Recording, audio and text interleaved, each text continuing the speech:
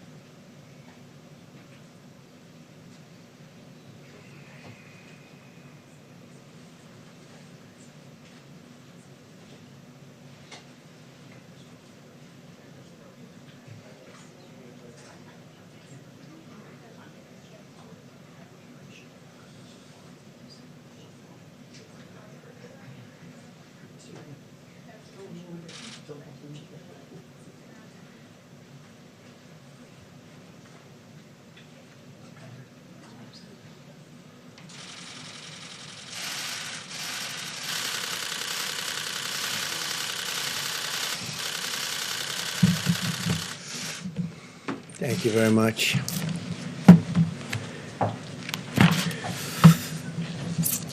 So, nice to be with you. America continues to gain ground in the war against the virus. I want to thank the American people for answering the call, following our guidelines, and making the sacrifices required to overcome this terrible threat. More aggressively, we commit to social distancing. So important. Social distancing, such an important phrase, and we do it right now. The more lives that we can save, and the sooner we can eventually get people back to work, back to school, and back to normal. And there are large sections of our country probably can go back much sooner than other sections. And we're obviously looking at that also. People are asking, is that an alternative? I say absolutely, it is an alternative. I have now approved major disaster declarations for New York, California, Washington, Iowa, Louisiana, Texas, and Florida. That has great significance, as you know, and legal significance. We're in a constant grouping, and I can say this, we have a large grouping of people that does nothing but communicate with the various officials, including we've been spending a lot of time with New York officials because that really is by far the hottest spot. They've got a number of very tough weeks ahead of them. The governor's doing a very good job. I spoke to the governor, Governor Cuomo, last night and this morning, and he mentioned that in his remarks that he's using that we are using, and I think he feels, because he understands negotiation, he thinks we're using very appropriately the Defense Production Act, and we're using it where needed. It's a great point of leverage. It's a great negotiating tool. But I will tell you, there's tremendous spirit from people and tremendous spirit with respect to these companies. And I don't have to use it very much at all. They want to do it. As you know, General Motors is involved, Ford's involved, 3M's involved, others are involved, and they're all working very hard to produce all different products. We had very little product when we came. We built it up, and we give it away as fast as we can to the different states. We're also, as you know, building numerous hospitals and medical centers throughout certain areas. In New York, it's at the convention center, the Javits Convention Center. We're doing 4 hospitals, and we're doing throughout the state 4 medical centers there, somewhat different. I want you to know that I'm doing everything in my power to help the city pull through this challenge. I'm working very hard in New York. It's really, by far, our biggest problem. Maybe it will be, maybe it won't be. But there's a lot of good, capable people working on it with us, and our teams are working very well with the state representatives. We're also doing some very large testings throughout the country. I told you yesterday that in South Korea, and this is not a knock in any way, because I just spoke with President Moon. We had a very good conversation about numerous other things. But they've done a very good job in testing, but we now are doing more testing than anybody by far. We do more in 8 days than they do in 8 weeks, and we go up on a daily basis exponentially. So it's really good. By the way, while I'm on it, I also spoke with Prime Minister Abe of Japan last night, and I congratulated him on a wise choice. I think it's going to be a fantastic Olympics 2021. I think it's going to be a fantastic Olympics. It was the absolute right decision to delay it for a full year and now have a full, beautiful Olympics. It's going to be very important because it's probably the first time, maybe ever, or certainly in a long time, that it was on a odd year. It's always on an even year, they tell me. But he's going to have a fantastic success, and now they'll have even more time. He didn't need any more time. Everything was perfectly ready. What a job they've done. But Japan, I want to congratulate Japan, the IOC, and Prime Minister Abe on a great decision. I think it's going to be a fantastic Olympics. I told him I'll be there. I'll be there. As we fight to protect American lives, we're also protecting American livelihoods. Democrats and Republicans in the Senate are very close to passing an emergency relief bill for American workers, families, and businesses. This legislation, in addition to the 2 bills I signed this month, that includes, as you know, sick leave, and we have all sorts of things in for the workers, for families. But we have a tremendous paid sick leave provision for workers at no cost at all to the employers. And that's a big thing, no cost to the employers. We want to get everybody back working. Together, this $2.2 trillion legislative package is bigger than anything, I believe, ever passed in Congress. Perhaps, relatively speaking, if you go back, look during the FDR New Deal days, there was something that if you time value it, you could say it was bigger. I don't know. But this is certainly, in terms of dollars, by far and away the biggest ever done. And that's a tremendous thing because a lot of this money goes to jobs, jobs, jobs, and families, families, families. The Senate bill, as you know, includes $350 billion in job retention loans for small businesses, with loan forgiveness available for businesses that continue paying their workers. They continue paying their workers. That's what we want. We want them to keep their workers and pay their workers. This will help businesses keep workers in the payroll and allow our economy to quickly accelerate as soon as we defeat the virus. $300 billion in direct cash payments will be available for every American citizen earning less than $99,000 per year. That would be $3,400 very quickly for the typical family of 4. Nothing like that's ever been done in our country.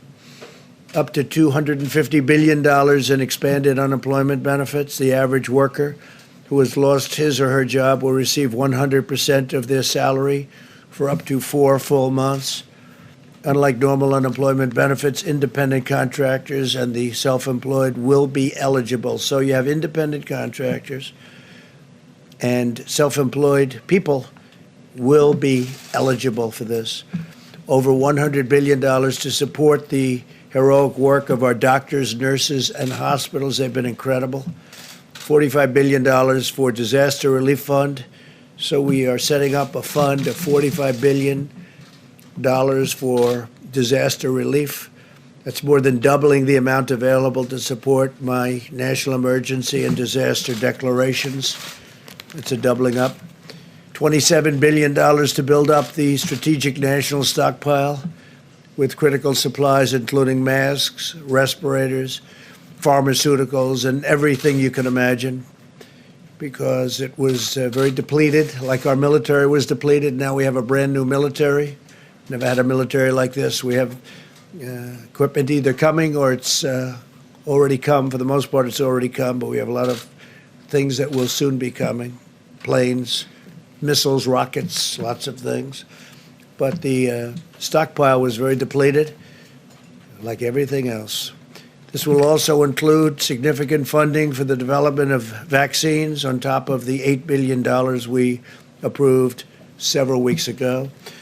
over $500 billion in support for the hardest hit industries, with a ban on corporate stock buybacks, which is something I insisted on. And frankly, I tell you, the Republicans wanted that, and the Democrats wanted that. We want them to use the money for the companies and the planes or whatever they may be helping to get over this rough patch. And I don't think it's going to end up being such a rough patch. I think it's going to, when we open, especially if we can open it, the sooner the better, it's going to open up like a rocket ship. I think it's going to go very good and very quickly. And you're going to have some tough new limits on executive compensation also. They need the money. They're going to have to sort of just make things work, because we're interested in the workers, the jobs. And we're interested in the companies, because that's really what fuels the workers in those great jobs. And we also have $16 billion in funding for the purchase of personal protective equipment. You know about that, such as masks and respirators, through the Strategic National Stockpile.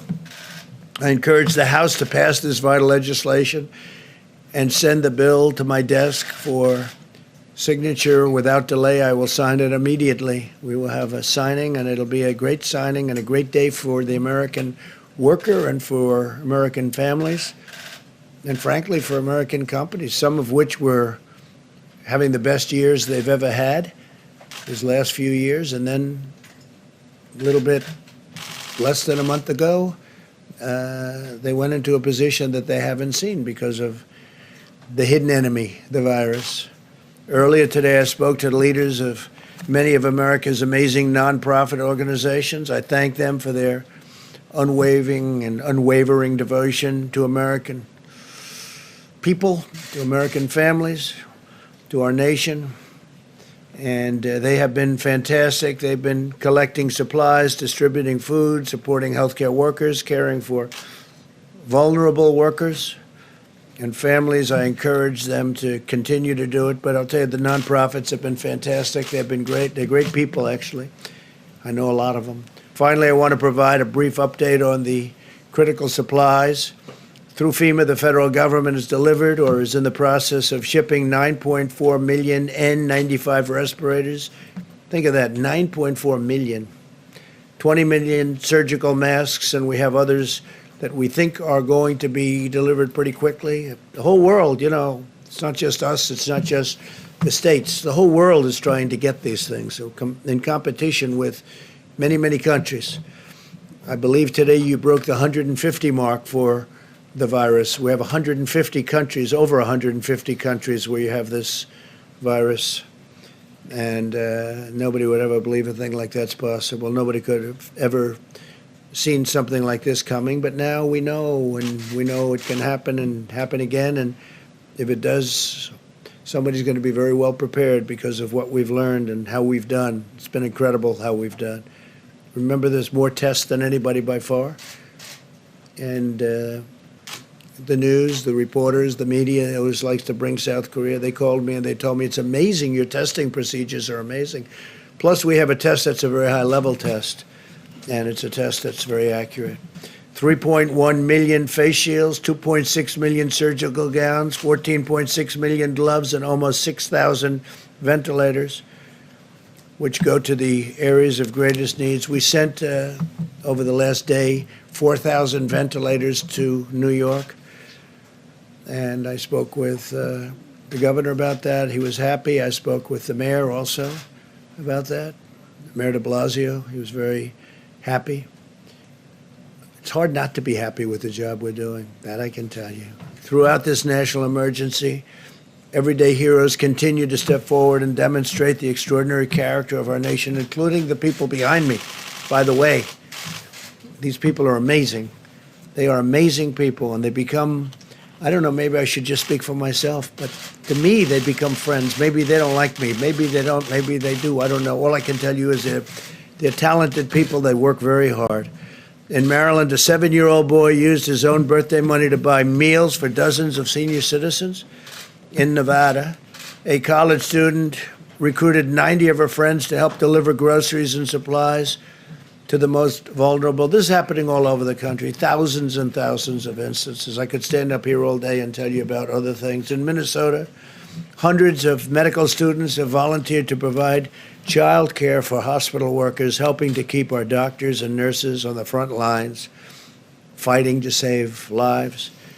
These inspiring Americans remind us that we all have a role to play in winning this great national battle, and it's really a worldwide battle. We're dealing with other nations all the time. The people here are, I am a little bit, I take calls from a lot of people. They're in trouble. A lot of countries are in big trouble. So now we will hear from our great Secretary of the Treasury. He's been working rather hard, I will tell you. Steve Mnuchin is a fantastic guy, and he loves our country, and he's been dealing with both sides, Republican and Democrats. He sort of lived over in that beautiful building. It's a very beautiful building. To me, one of the most beautiful buildings actually in the world, and he's gotten to know it, Steve, very well. So if we could have a little update, Steve, would be fantastic as to how we're doing and what it's looking like. Thank you. Thank you very much, Mr. President. And first, let me say, I would like to thank Mitch McConnell for his leadership, and I'd also like to thank Chuck Schumer for the enormous bipartisan support we had on this bill, and the many senators, both Republicans and Democrats, that worked tirelessly over the last 5 days on all the task force. As the President said, I got to live in the LBJ room for the last 5 days, and we couldn't be more pleased with the unprecedented response from the Senate to protect American workers and American business in this situation. The President has outlined many of these, but let me just quickly go through them. Again, small business retention loans. This will cover roughly 50% of the private payroll in small businesses, where we will immediately make loans that will supply 8 weeks of salaries as long as they keep workers employed and overhead. And those loans will be forgiven at the end of the period as long as they keep workers employed. These are SBA loans, but the Treasury will be issuing new regulations authorizing almost every single FDIC-insured bank to make these. I expect by the end of next week, we will have a very simple process where these can be made and dispersed in the same day. So this will be a very simple system to get money into small business hands. For companies that don't qualify that, we have a economic program of tax incentives to retain workers. And as the President said, we have enhanced unemployment insurance for people who don't fit into these two programs that will be administered through the states. We also have economic impact payments. These will be within the next 3 weeks, direct payments into most people's deposit accounts. And for those that don't have it, we will be having the checks in the mail. Treasury will have additional authorities. We have $500 billion that we can use to work with the Federal Reserve for emergency programs that will create up to an additional $4 trillion, if needed, to support American business and American workers in an unprecedented way. And then finally, the President mentioned $100 billion to hospitals and $150 billion to states that have specific coronavirus expenses, as well as many additional things. Mr. President, I especially want to thank you and the Vice President. You were constantly available to us. We spoke constantly throughout the day. You gave us guidance and quick decisions on many issues. And again, thank everybody for this great bipartisan work. This is going to be enormous help for the American workers and the American economy. The President was very determined that Congress would move swiftly to protect hardworking Americans in business in this unprecedented situation. Thank you very much, Steve. Great job. Day and night, right? Day and night. That was a lot of work, and we'll see how it all goes. We still need a vote, Steve, don't we? Do you have a question? Yes. Do you think this bill will keep the economy afloat? Hopefully a long time. We'll see. If we have to go back, we have to go back. We're going to take care of the American worker. We're going to take care of these companies that fuel this country and make the country great. It's not their fault. It's not their fault. But we think I would say we've anticipated 3 months. Hopefully we won't need this for 3 months. Hopefully this war will be won quicker. But we expect that this is a significant amount of money, if needed, to cover the economy. And don't forget, a lot of this is going to be to keep companies that are very strong, AAA-rated companies previously, to keep them going, and it's going to be in the form of loans, so the money's going to come back. A lot of this money's coming back. Separately, let me ask you about something you said yesterday. You said we should never be reliant on a foreign country for the means of our own survival. Yeah. What did you mean Well, I've by been saying that for a long Is that- time. Well, we're reliant on many countries where we give up our supply chains, we give up our factories, we give up our production facilities, and we can buy it someplace else for a little bit lower price. But it's really costing us more when that happens because we lose jobs, we lose everything, and we lose our independence, and we can't let that happen. So we'll be making some changes. We have been making those changes. Considering an executive order to basically ban the export of medical equipment? I don't know that we'll need that, but I think it's happening by itself. I think a lot of things are happening. Well, some people, we make the best medical equipment in the world, and you have some people like the European Union, they don't take it because they have specifications that don't allow our equipment in because it's designed in a different way. Even though it's a better way, it's designed. They're all playing games against us, okay? They've been playing games against us for years, and no president has ever done anything about it. But the European Union, you look at medical equipment, we make the best medical equipment in the world, but we can't sell it because, or not appropriately. And yet we take their medical equipment in our country. We're changing things, Steve. All this is changing. But they have specifications so that our equipment, designed specifically so that our equipment can't come into their countries. It's a very terrible thing that's happened to our country. And let me tell you, some of the people that took the biggest advantage of us are allies. You know, we talk about allies. They took advantage of us in many ways, but financially as well as even militarily. When you look at, if you look at NATO, the abuse that was given to our country on NATO, where they wouldn't pay. And we were paying for everybody. We're paying. Now, because of me, they're paying a lot. Now they've paid $135 billion more. And then ultimately, Secretary General Stoltenberg, who I think you would say is maybe my biggest fan, we got him to pay an additional $400 billion other countries. And but you know that, and then there's the trade. They make it almost impossible for us to have a fair deal. They know this. They know I'm just waiting. We have all the advantages, by the way. It's going to be easy when I decide to do it.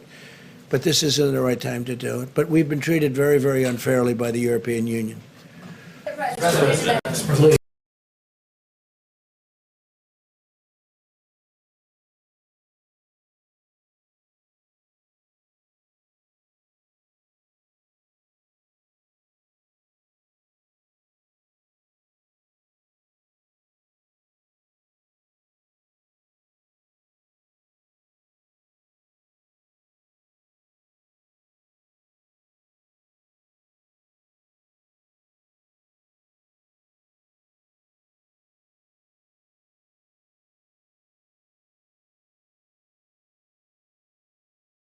The ability to customize this with much more specifics we would have. This was the only way we could assure that the states could get money out quickly in a fair way, so we used $600 across the board. And I don't think it'll create incentives. Most Americans, what they want to keep their jobs. And I said for 50% of these businesses, they will have the businesses keep those jobs. So this was, our number one issue was how do we make sure that American workers who needed to keep getting paid, this is no fault of their own, that businesses have been shut down. The president and vice president wanted to make sure those hardworking Americans got money, and this was the most efficient way of doing it. Senators that you spoke with, are they in agreement now? I'm not going to comment on the specifics of where they are, but I would say, you know, our expectation is this bill passes tonight and gets to the House tomorrow, and they pass it. We need to get this money into the American economy and American workers. That's the importance of this. The one good thing when you think about that, people are going to get actually more money, but we don't want to give a disincentive. but they have been talking about that. It's a good question, actually. Yes, ma'am, please. Yes, thank you. The family of, on another subject, the family of retired FBI agent Robert Levinson says that U.S. officials have concluded that he's died in Iranian custody. Are you aware of that? And how did U.S. officials reach that conclusion? I've been very much involved in that. And he was a great gentleman and a great family. It's just, I mean, I have to say this, and they've been making the statement to the family, I believe, but it's not looking good. He wasn't well for years anyway in Iran. It's not looking promising. We've gotten so many people back. We got 2 people back this week, but Robert Levinson, who was outstanding, he's been sick for a long time, and he had some rough problems prior to his detainment or capture, and we feel terribly for the family. But Do you accept that he is dead? no, I don't accept that he's dead. I don't accept it. I mean, I'm telling you, it's not looking great, but I won't accept that he's dead. They haven't told us that he's dead, but a lot of people are thinking that that is the case. Feel badly about it. Mr. President, you tweeted earlier linking the closing of the country to your election success in November. Is this Easter timeline based on your political interests? What do you mean Because by my election success? No. you tweeted, you said that the media wants the country to remain closed to hurt your odds No, of I being think the reelected. media, the media would like to see me do poorly in the election. I think Lawmakers and economists on both sides of the aisle have said that reopening the country by Easter is not a good idea. What is that plan based on? just so you understand, are you ready? I think there are certain people that would like it not to open so quickly. I think there are certain people that would like it to do financially poorly because they think that would be very good as far as defeating me at the polls. And I don't know if that's so, but I do think it's so that there are people in your profession that would like that to happen. I think it's very clear. I think it's very clear that there are people in your profession that write fake news. You do. She does. There are people in your profession that write fake news. They would love to see me for whatever reason, because we've done one hell of a job. Nobody's done the job that we've done. And it's lucky that you have this group here right now for this problem, or you wouldn't even have a country left. Okay.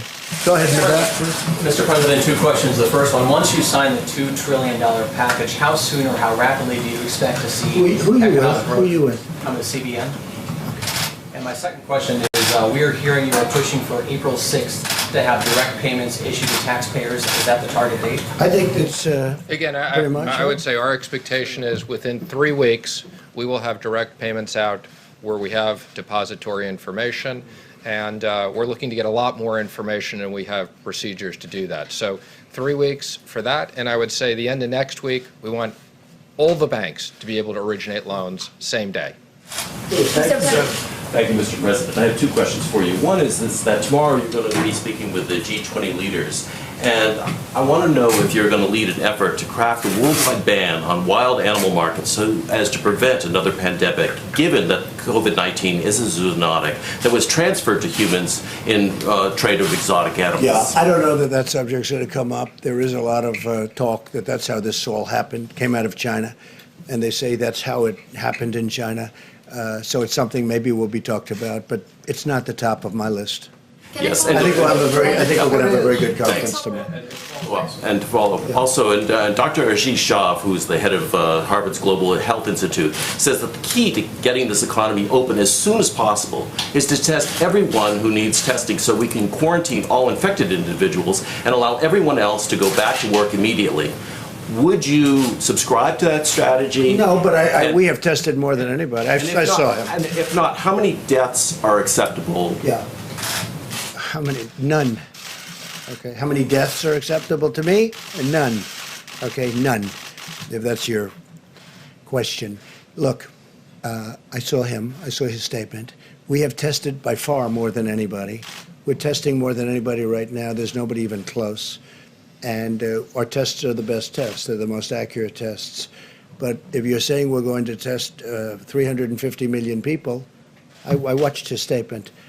I disagree with it. We can go to certain states. I could name them now, but I'm not going to do that. But we can go to certain states right now that have virtually no problem or a very small problem. We don't have to test the entire state in the Middle West or wherever they may be. We don't have to test the entire state. I think it's ridiculous. We don't have to do it. A lot of those states could go back right now, and they probably will, because at some point in the not too distant future, certain states are going to come off the rolls. Maybe New York can't, and maybe California can't. Maybe the state of Washington can't, although if you look at them, their biggest problem was in one nursing home. Yeah, go ahead. But the states aren't silent, and so, I mean, somebody, if you test one state, and then the person moves over to the other state, well then... You know, you're going to just look at that. But if you take a look at the states, and many states that I'm talking about, they don't have a problem. We have some big problems, but it's confined to certain areas, high-density areas. So why would we test the entire nation, 350 people? With that being said, I'm going to say it again. We tested far more than anybody else. We have the ability to test. I mean, we've come a long way from an obsolete, broken system that I inherited. We have now tested, with the best test, far more than anybody else. And when I say anybody else, I'm talking about other countries. No country is even close. They came out with a statistic, I guess, yesterday that I heard from Dr. Birx, where it's for eight days here, more than 8 weeks in South Korea. And South Korea's done a good job. But we did in 8 days more than South Korea did in 8 weeks. That's a big number. And we're getting, I said before, exponentially better.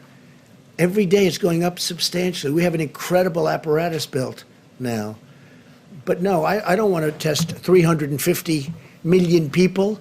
I think it's ridiculous. Yes, please. Thank you so much, Mr. President. 2 questions. One follow-up on the G20, because the UN asked the G20 countries to do for more resources, for a coordinated stimulus package, ban on tariffs, waive on sanctions to try to prevent what they call an apocalyptic pandemic. Would you consider those measures? And with respect to what?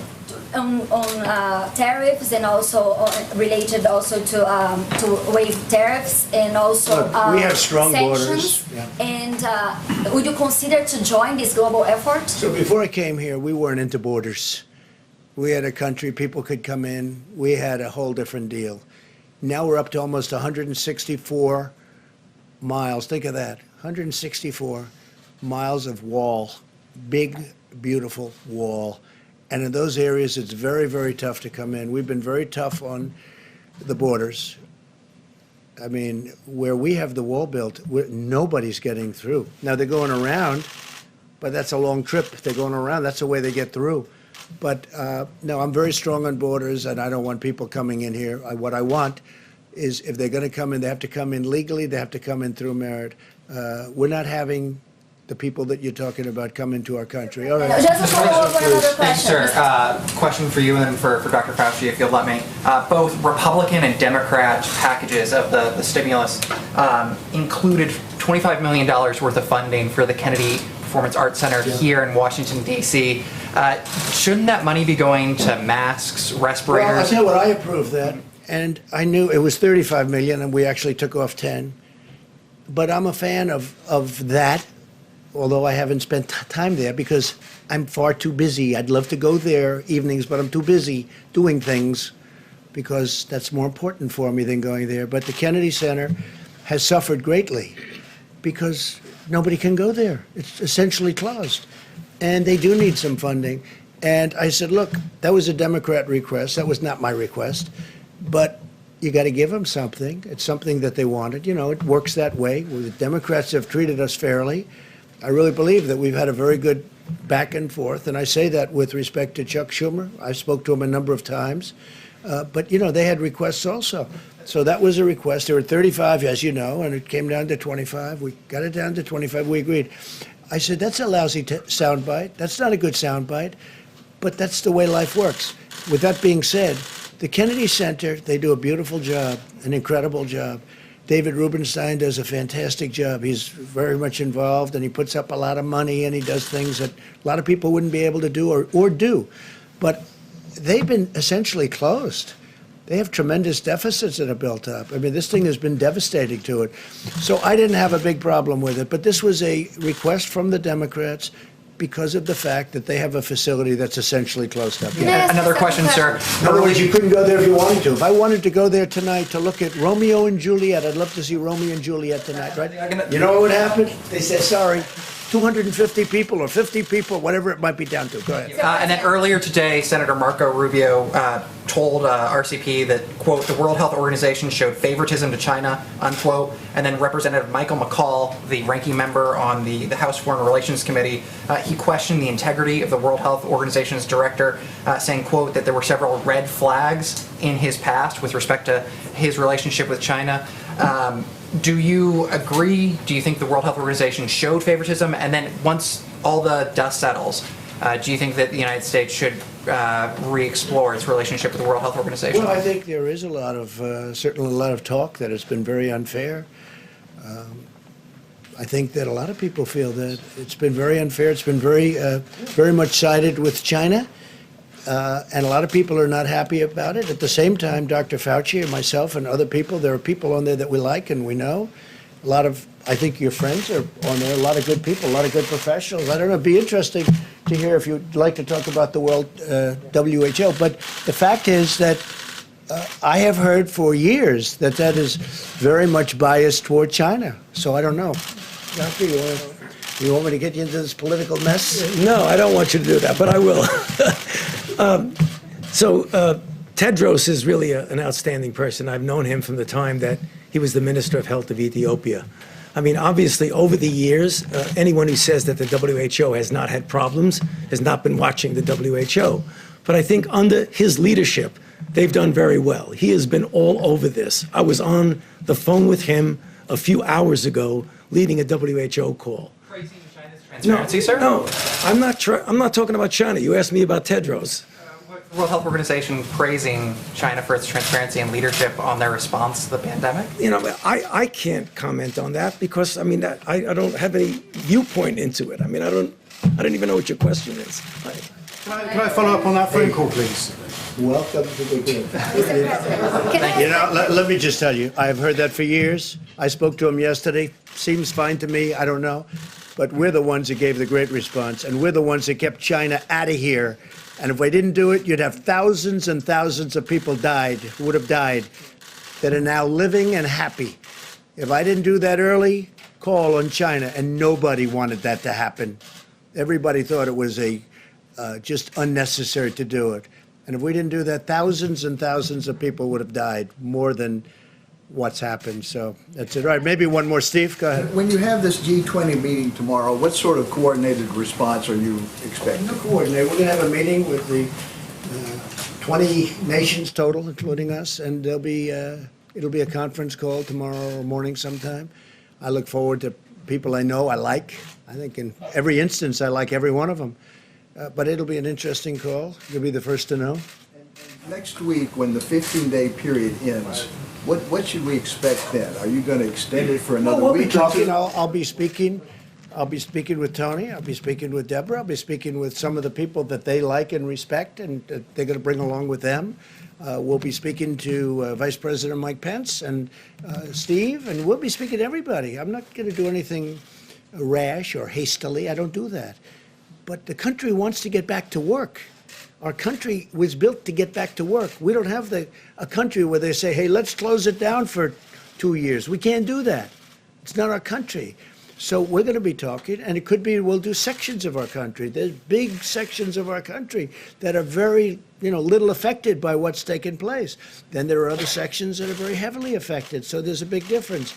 But no, I would say by Easter we'll have a recommendation, and maybe before Easter, and at the end of the 15th day, or even during the 15th day, I think we'll have some kind of a recommendation. But our country wants to get back to work, Steve. I have had so many people, and they want to practice social distancing, and they want to practice no handshaking. No handshaking. They're not going to walk around hugging and kissing each other in the office when they come back, even though they may feel like it.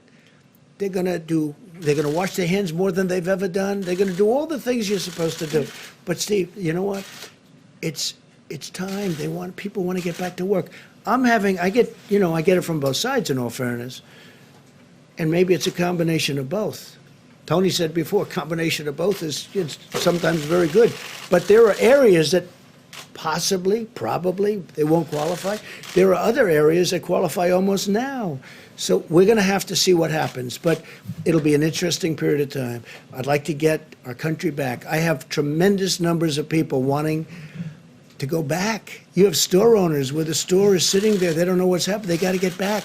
You have businesses that are going to be closed. The longer we stay out, the longer we do it, we want to go quickly. The longer we stay out, the harder it is to bring this incredible, we were having the most successful years that we've ever had in the history of our country. You saw what happened yesterday with the stocks, and today they're up.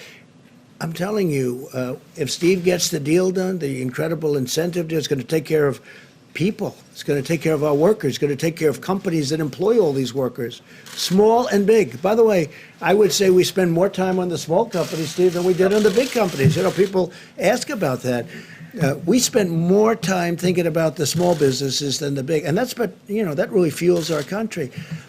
We want to get back, and the people want to get back. We want to get our country going again, and we'll be able to do that.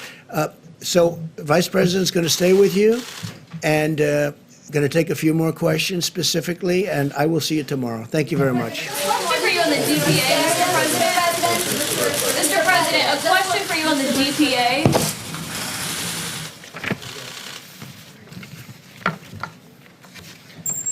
Well, thank you all. A report on today's action by the White House Coronavirus Task Force. The President and our entire team continue to be inspired. By the way, people all across this country are putting into practice 15 days to slow the spread. We are 10 days into the 15 days. And let me say again to every American, if you're in an area that's been impacted by the coronavirus, it's absolutely essential that you listen to state and local authorities for guidance. But for every American, what you can do is implement the practices outlined in the President's coronavirus guidelines today. Because we truly do believe that, as millions of Americans have done and will continue to do, that we can significantly impact the rate of growth in this epidemic in our country. We can spare Americans from exposure to the coronavirus, and we can save lives. And so on behalf of the President and our entire task force, I want to say thank you to the American people. And thank you for your cooperation. Thank you for embracing the principles in 15 days to slow the spread. We heard about that cooperation today in a series of conference calls. We spoke with equipment manufacturers who are stepping forward as never before to assist us in developing the medical equipment that is essential, whether it be masks or other medical supplies or ventilators. FEMA reported to our task force today that hundreds of companies have stepped forward to be involved in the supply chain, and we are vetting nearly 70 of those countries for specific repurposing of their manufacturing to produce everything from masks to gloves to gowns and, of course, to ventilators. We also had a very productive call with Secretary Betsy DeVos with education leaders from around the country today. And let me say on behalf of the President and a grateful nation, thank you to all of our teachers, many of whom are now home, teaching children from afar, even in many cases while they have their own kids home from school. You are truly heroes. And the Department of Education, as well as your State Department of Education, are grateful to each and every one of you who find yourselves educating out of home. And the Department of Education has a helpful website on coronavirus recommendations, ed.gov/coronavirus. And as we mentioned before, Secretary Betsy DeVos and Secretary Sonny Perdue will be joining us at this podium on Friday to speak about distance learning recommendations that have been made not just for secondary or for college education, but also for K through 12 education. We're opening up avenues, creating new flexibility so that not only college students can continue to be involved in learning from afar, but children K through 12 can do the same. Secretary Perdue will also be here to talk about the food lunch program and free and reduced lunches. Today, the President and I also spoke to over 150 CEOs of the top nonprofit organizations in the country. We thanked them for their ongoing work, supplying the needs not only of people impacted by the coronavirus, but the most vulnerable among us in our communities. Organizations like Red Cross, the Salvation Army, Feeding America are all still working every day. And we promise to urge every American, if you have the means and have the ability, continue to be generous to nonprofit organizations that are helping those most in need in your community. The President marshaled a whole of government approach. That means working with our governors. Today, the President and I were in direct contact with governors of New York, California, Washington State, New Jersey, Michigan, and others. And we continue to be inspired and impressed by the leadership that governors are providing in their states, making tough choices, leading their states, and the President and I are truly grateful. The task force made a recommendation, and FEMA has assembled a team to provide technical assistance to the state of New York, and that team was welcomed by Governor Cuomo. Will be arriving on the ground there very soon, along with all the other resources that the President recently announced would be flowing to New York and to Washington State and to California. In my conversation with Governor Gavin Newsom of California, I was pleased to speak to him and hear that our FEMA team is literally at the table with the state of California's team, working to meet their supply needs, working to work on capacity. And I want people to know in the states that are most impacted by the coronavirus that we are with you, we're going to stay with you, we're going to continue to work around the clock to make sure your courageous healthcare workers, your health systems, and your state governments have the resources to support your response. On the subject of testing, Dr. Birx will reflect on what the data is showing in just a moment. Not including local labs and hospitals, we are at 432,000 tests completed. And we're pleased to see that there are literally drive-through and community sites around the country, and the U.S. Public Health Service is assisting states in standing those up each and every day. We do remind hospitals and labs around the country, and the moment the President signs the bill, that it is absolutely essential that they provide the results of the test to us. It gives us visibility into what's happening on the ground. But because of the public-private partnership President Trump initiated with these vast commercial lab networks around the country, we are adding tens of thousands of tests every single day. On the subject of supplies, before the end of the week, we'll talk a bit more, as the President did moments ago, about the supply chain. I was at FEMA last night and literally saw a room full of people with laptops and cell phones. We are literally leaving no stone unturned, as I told governors today, to find medical supplies, whether it be masks or gowns or gloves or ventilators, and the team is working around the clock to meet those needs. A few smaller items. First and foremost, the CDC is developing guidance, which we'll be publishing tomorrow, about the best way to utilize our natural resources at our parks. It would be several weeks ago that our Park Service waived all entrance fees, and we directed the CDC to produce guidance for how people can still practice social distancing and common sense, but be out of doors and enjoy our natural parks. We'll also be sharing that guidance with the vast state park systems around the country and encouraging their support. With that, let me last say again, there's nothing more important for the American people to do to slow the spread than to heed your state and local guidance in areas impacted by the coronavirus, and for everyone else is to 15 days to slow the spread. Dr. Fauci will reflect on the importance of mitigation and the impact that we believe that it is having around the country. People ask me from time to time, what can I do? And I say from my heart to every American, this is what you can do. Not just to protect your own health and that of your family, but no American wants to inadvertently spread the coronavirus, particularly to those that may be vulnerable to serious health consequences. remember that the risk of serious illness to the average American remains low. I mean, the vast majority of people that contract the coronavirus will have mild symptoms to flu-like symptoms and will recover. But for seniors with serious underlying health conditions or with people with immunodeficiencies, everyone needs to practice the principles of 15 days to slow the spread. The President announced this week that we are looking forward to the day that we can open up the country. And this team will be bringing him recommendations about how we can safely and responsibly do just that. But for every American that wants to see America back in business, you can hasten the day by putting into practice the 15 days to slow the spread. Go to coronavirus.gov for details, and I truly do believe if all of us will do all that we can do, we will slow the spread, we will protect the most vulnerable, and we will heal our land. With that, let me recognize Dr. Tony Fauci to speak about, Dr. Birx, please, and then Dr. Fauci. Thanks, Deb. Thank you, Mr. Vice President, and thank you all for listening to us talk to the American people. We've been watching the testing results. It's very critical to us. It's very critical to be looking at that very carefully. Let me tell you two things that are going on in parallel.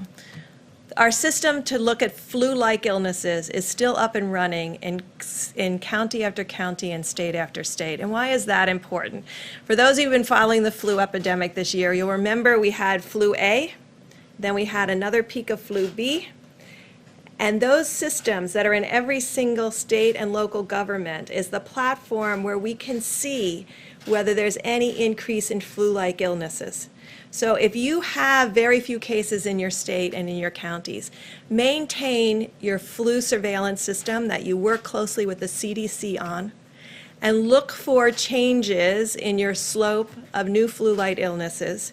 And there are enough test kits, and there's particularly enough of the CDC test kit where we started that runs on your flu surveillance platform to be constantly surveilling what those flu-like illnesses are in our states and counties that have very low number of cases.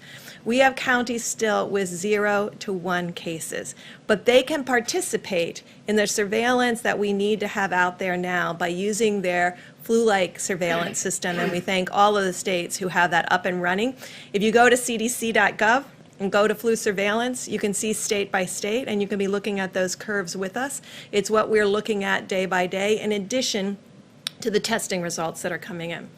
For the testing results, still, there's 4 counties that constitute the majority of both the current cases and new cases. I think you know those are New York City, Westchester, New York, Suffolk, and Nassau County. Those are the 4 counties, all associated with New York and the New York metro area. There's a few counties in New Jersey, but this is still where 56% of the cases are and 56% of the new cases. It's very important that people look at the number of new cases per day. Remember, we told you it was going to take us a while to work through the testing backlog. I think we're close to working through the testing backlog so that you can interpret the number of cases per day, and you will see in New York City that the number of cases per day has been relatively constant over the last 3 days. Those are the number of new cases per day. This is a real call to every person in New York City and the New York metro area to continue every one of these 15 days to slow the spread, and to do that part of it at the same time that they're following the mayor's and governor's piece. Yesterday, we talked about people that may have left the metro area that were residents of the metro area that may have gone to secondary homes or other places to reside. And we've asked all of them to carefully monitor their temperatures and self-isolate from the communities where they went, just to ensure their own health and the health of their communities while people move around the country. Finally, why this is so important. It's very important to me personally because my grandmother, for 88 years, lived with the fact that she was the one at age 11 who brought home flu to her mother, named Leah, for which I am named, when her mother had just delivered. And her mother succumbed to the great 1918 flu. She never forgot that she was the child that was in school that innocently brought that flu home. This is why we keep saying to every American, you have a role to protect each and every person that you interact with. We have a role to protect one another. It's why we are social distancing and you are social distancing. But to every American out there, when you are protecting yourself, you're protecting others.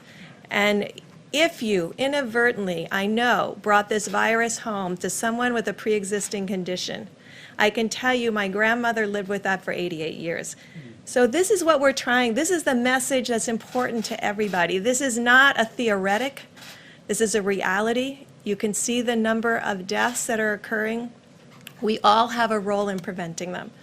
So thank you for the work that you do to get our message out to others, to really ensure that every American understands how important their role is as we move through these next 5 days, to not let up for an instant.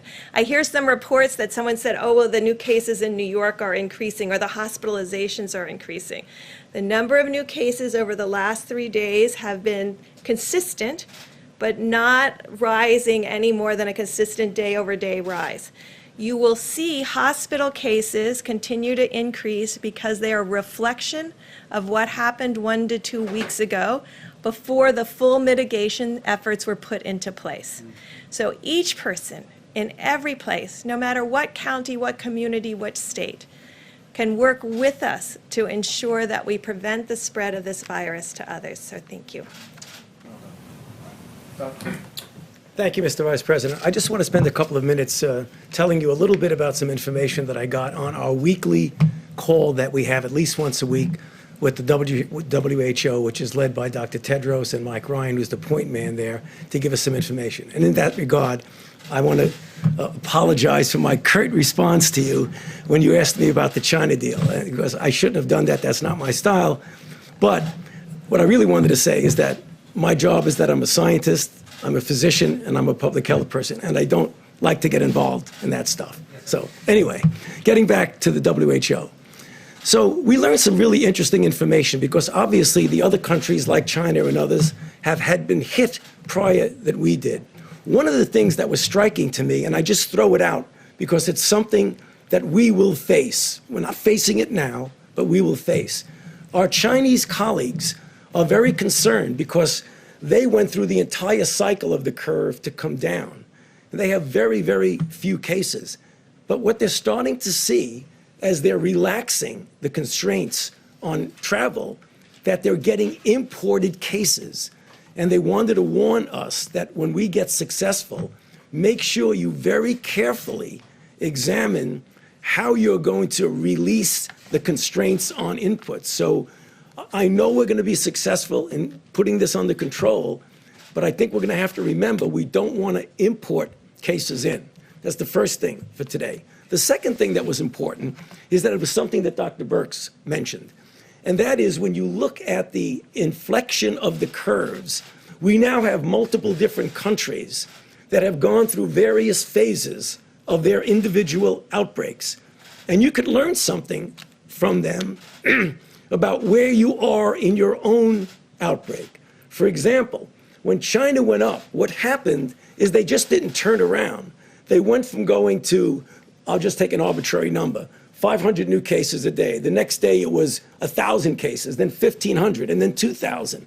But once the number of new cases each day starts to flatten out, that's when you get to that point where the inflection goes down.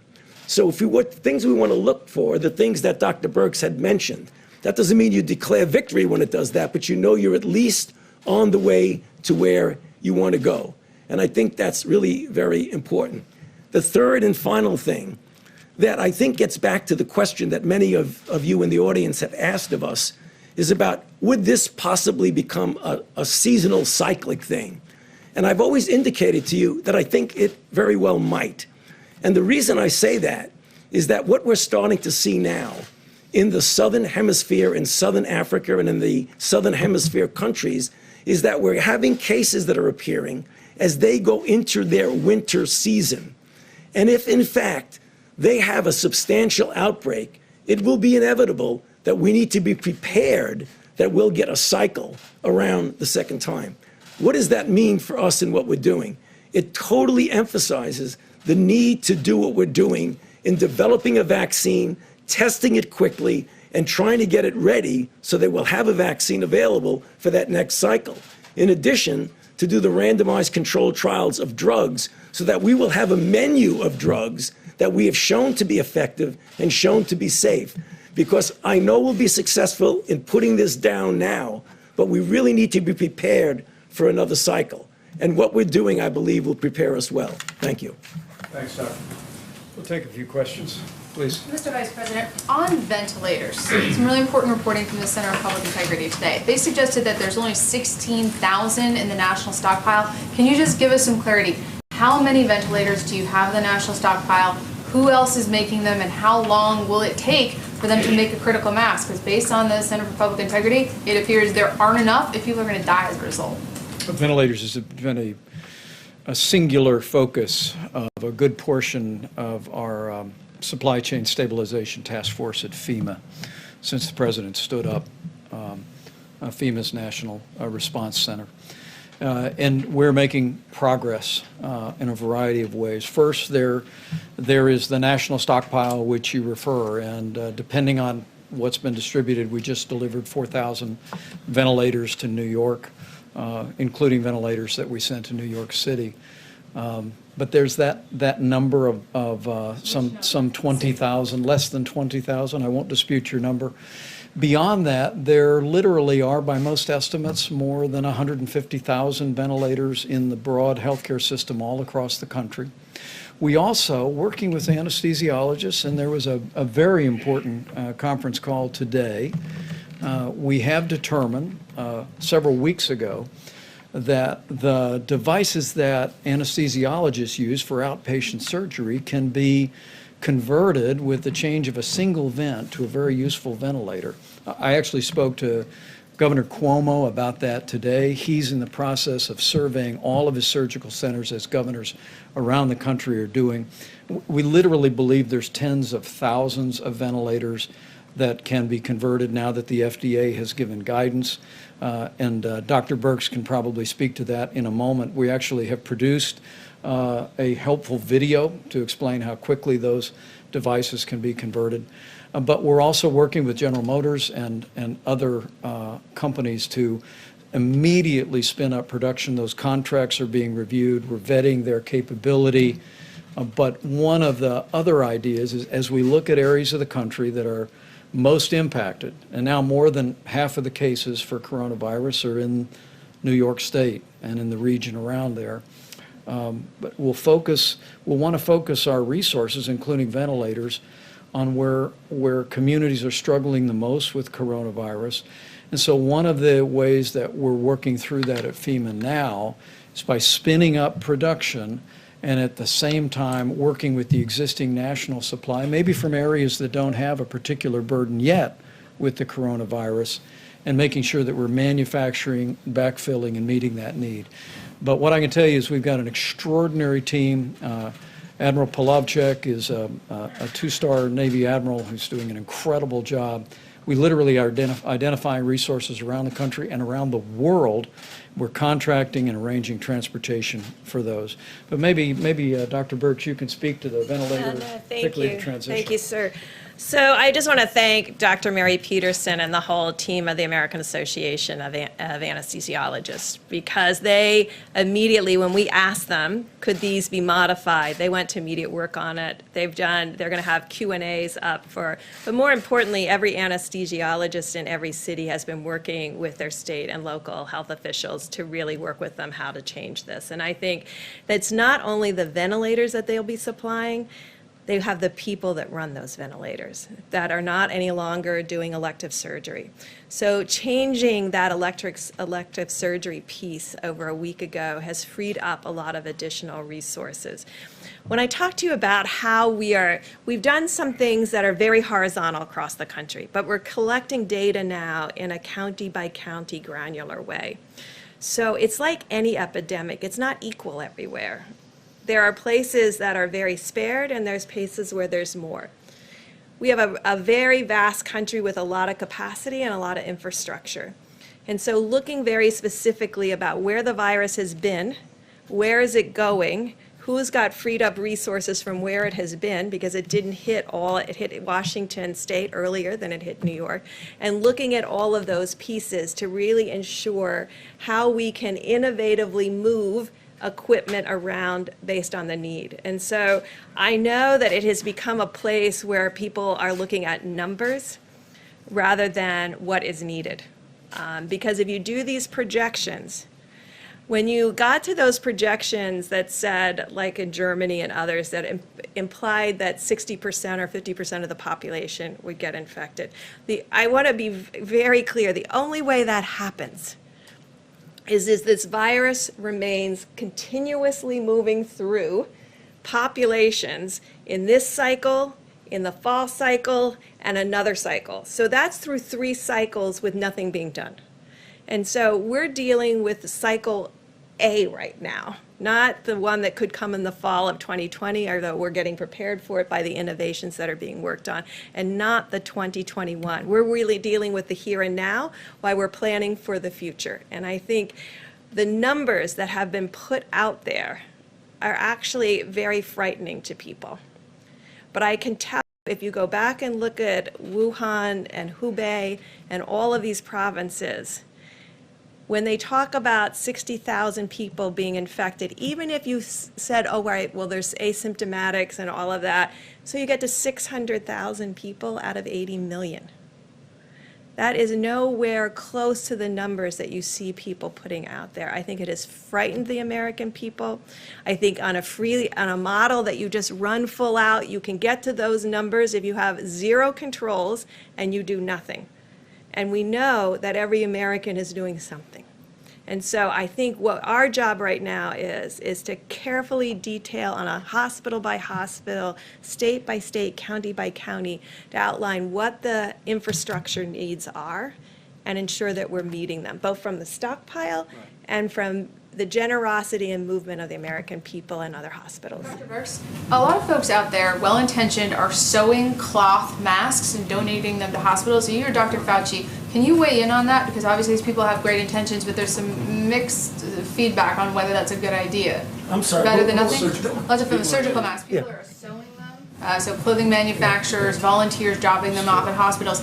Is that necessary? Is that helpful? Is it something you'd recommend? Well, I mean, you would only recommend that under desperate situations if you don't have any mask. But what we're seeing now, as you've heard, is a rather significant inflow of masks that are coming in that are going to be available. I mean, obviously, if you don't have a mask and you need a mask and it's appropriate for you to be wear it, you do what you can. But I don't see that now as a necessity, given what's going on right now. Great. Great. Mr. Vice President? We'll take a couple more, thanks. Thank you, Mr. Vice President. We keep hearing reports of competition among states that are trying to buy this necessary equipment on the private market. And the governor of Kentucky said yesterday that his state was in line to buy some equipment, but FEMA came in and purchased it from under them. So he says this is creating a real problem for the states because on the one hand, they're being told to get the equipment themselves if they can, but on the other hand, the federal government is buying up the supply chain. So is this a problem that you're hearing about, and what is your advice to states like Kentucky that are having this issue? I actually spoke to the governor of Michigan today, Governor Whitmer and I, about just that. And we put our FEMA regional representative right on the case. We want to make sure that we're acquiring every bit as much as we can through FEMA, but as we work with the supply chain, we want to have full coordination with the states and the requests they're making and hospitals that they're making, and we're looking into those matters. But make no mistake about it, this FEMA team at the President's direction is leaning into this effort, leaving no stone unturned. Literally searching not just the nation but the world for all these critical supplies, and as the President just reported to you, we're in the process of shipping 9.4 million N95 respirators, 20 million surgical masks, 3.1 million face shields, and the list goes on, and we're going to be shipping those every single day. But as I told Governor Whitmer today, who's leading her state through all of this with great energy, We want to partner with her. We want to partner with every governor and make sure that the left hand knows what the right hand is doing in terms of acquiring resources. Mr. Vice President. Thank you, sir. Or how about you right here? Thank you so much. No, right here. Sorry. Thank you. Can I ask Thank the you. next one? Go ahead. On the mask question, people, healthcare workers on the ground still report that there are mask shortages. What timeline do you predict for making sure everyone who needs a mask is adequately supplied? Well, I'm going to let Dr. Birx address that as well, but let me say again, I just received a report. We're going to be detailing it before the end of the week, where we've literally identified significant resources, not just around the country, but around the world, of the masks that can be used by healthcare workers. But as Dr. Birx said, we are focusing those resources in the areas where healthcare workers are most exposed to the prospect of contracting the coronavirus. The President's made it clear from early on, right after seeing to the needs of Americans who are struggling with the coronavirus, making sure they have the support that they need on the same level of priority. We want our healthcare workers to have the personal protective equipment to be able to do their job safely, and we're working on that.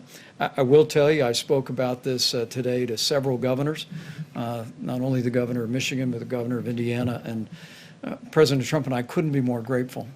The way governors around the country are joining us in calling on businesses to go back to their warehouses and identify industrial masks, N95 masks, that because of the change that President Trump insisted on in the law, can now be used by hospital workers. And they're perfectly acceptable to protect a healthcare worker from the possibility of a respiratory disease.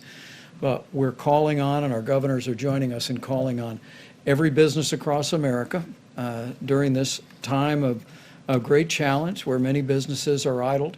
Go back to your storehouses, identify N95 industrial masks, and as I told our governors today, they can call FEMA, they can call the state healthcare services, or they can just load them up on a flatbed and drive them over to their local hospital. And literally, we hear stories in every state in the union of people doing that. And so it's happening all at the same time, and we'll be detailing the progress we're making on masks. Anything further, Deb? Thank you, Mr. Vice President. I just wanted to add one piece, and this is really a call to every state out there and every county that has been doing community-based testing.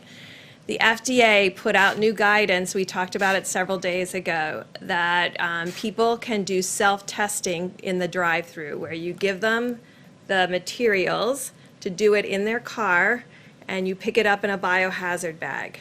This would free up all of that PPE that you see being utilized in those drive-throughs back to the hospitals and back to the clinics that need it the most. We have to move to the new technology. FDA worked tirelessly to get that out there so that it could be sparing of gowns and gloves and full respiratory N95s. This is the moment to move to that self-testing front of nose with the new applicators that can be utilized so that every single bit of the N95s can be put into the hospitals that need it. Dr. Birx? Mr. Vice Dr. Vice President. Let me just say we look forward to seeing you all tomorrow. We'll be back here with further progress and news. But if I could just say to every American, Is he okay? You keep asking. we'll get through this. He keeps asking you if you're okay. We'll get through this. But we'll get through this together. Every American needs to understand that whether you are in an area that's impacted by the coronavirus or an area where there's very few cases, if you do your part to put into practice 15 days to slow the spread, you will do just that. You'll impact the spread of this coronavirus epidemic in our country. These experts tell me that we can significantly reduce the number of Americans that will be exposed to the coronavirus as every American continues to put these guidelines into practice. And we just know that with all of the extraordinary effort that's being done at the federal level by this tremendous team in all of our agencies, all the great leadership by governors in both parties across the country, with all the incredible and courageous work by healthcare workers, with the cooperation and the prayers of the American people. We will get this done. We will not only slow the spread, we'll protect the vulnerable, and we'll heal our land. Thank you all. We'll see you tomorrow. Question on the DPA.